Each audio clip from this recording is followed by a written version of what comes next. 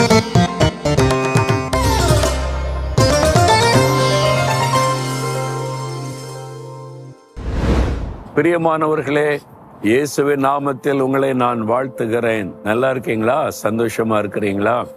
இயேசு உங்க மேல அன்பும் அக்கறையாமா இருக்கும்போது எதுக்கு நீ கவலைப்படணும்?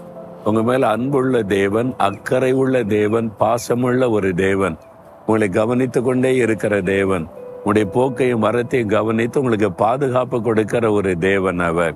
பிறகு எதுக்கு நீங்க பயப்படணும்? ஆண்டவர் வாக்கு கொடுக்கிறார் பாருங்களேன்.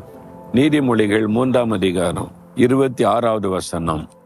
கர்த்தர் உன் நம்பிக்கையாயிருந்து உன் கால் சிக்கிக் கொள்ளாதபடி காப்பார். கர்த்தர் உன்னை காப்பார். உன் கால் சிக்கிக் கொள்ளாதபடி உன்னை காப்பார். இது கண்ணி. அந்த காலை கண்ணி வைத்து சிலர் பிடிப்பாங்க. பார்த்திருக்கீங்களா? நம்ம காலுக்கு கண்ணி வைக்கப்படும். கண்ணி என்பது கண்ணுக்கு தெரியாத ஒரு காரியம், கண்ணுக்கு தெரியாத ஆபத்து, கண்ணுக்கு தெரியாதபடி நம்மை சிக்க வைப்பது, ஆபத்திலே மாட்ட வைப்பது.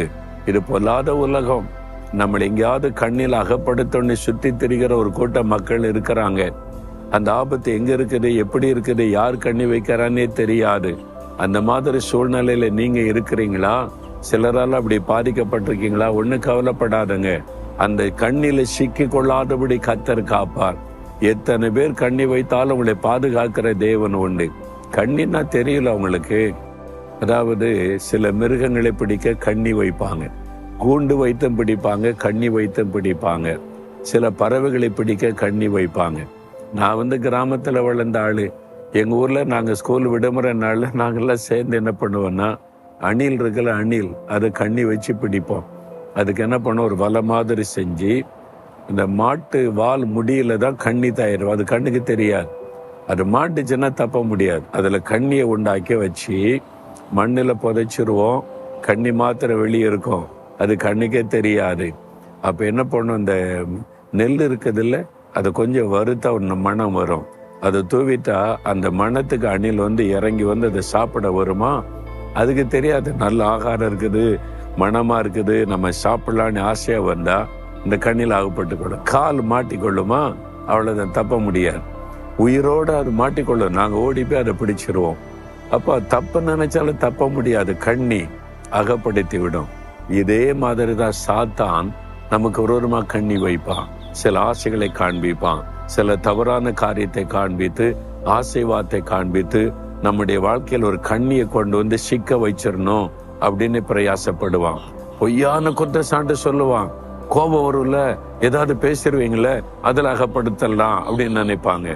இந்த மாதிரிலாம் பல விதங்களில சாத்தான் நம்ம வேலை செய்யற இடத்துல, வசிக்கிற இடத்துல, ஊழியம் செய்யற இடத்துல நம்ம கண்ணுக்கே தெரியாம கண்ணி வச்சு அகப்படுத்திடணும், நம்மளை அழிச்சிடணும்னு நினைப்பான். ஆண்டவர் சொல்றாரு, நீ பயப்படாத, கண்ணிக்கு விலைக்கு நான் உன்னை பாதுகாப்பேன். அங்க ஒரு கண்ணி இருக்கிறது ஆண்டவருக்கு தெரியும், அவர் தப்பு வைப்பார். எந்த கண்ணில நீங்க அகப்பட மாட்டீங்க, எந்த கண்ணில சிக்கி கொள்ளாதபடி கர்த்தர் காப்பார். பிறகு எதுக்கு பயப்படணும்? என் வேலைக்கு கண்ணி வைக்கிறாங்க, என் பிசினஸ் அழிக்க கண்ணி வைக்கிறாங்க, என் பெயரை கெடுக்க கண்ணி வைக்கிறாங்கன்னு கலங்குறீங்களா? ஒன்னும் பயப்படாங்க. ஆண்டவர் வாக்கு கொடுக்கிறார்ல, எந்த கண்ணியும் உங்களை சிக்க வைக்க முடியாது. கண்ணி தெரிப்பட்டது, நான் விடுதலையானேன் என்று ஒரு தேவ பக்தன் சொல்லுகிறார். கண்ணியை தெரிபட வைக்கிற ஒரு ஆண்டவர். கல்வாரி சிலுவையில ரத்த சிந்தி மறித்து உயிர்த்து எழுந்ததுனால சாத்தான் வைக்கிற எல்லா கண்ணிகளும் தெரிபட்டு போய்விடும். நீங்க ஜெயிப்பீங்க, சந்தோஷமா இருப்பீங்க. அதனால மகிழ்ச்சியோட சொல்லுங்க, ஆண்டவரே, எனக்கு விரோதமாய் சாத்தான் எத்தனை ரகசிய கண்ணிகளை வைத்தாலும் இந்த கண்ணிகளை தெரிபட பண்ணி என்னை பாதுகாக்கிற தேவனாய் கூட இருக்கிறதற்காய் ஸ்தோத்திரம், ஸ்தோத்திரம். இயேசுவின் நாமத்தில் ஆமேன், ஆமேன்.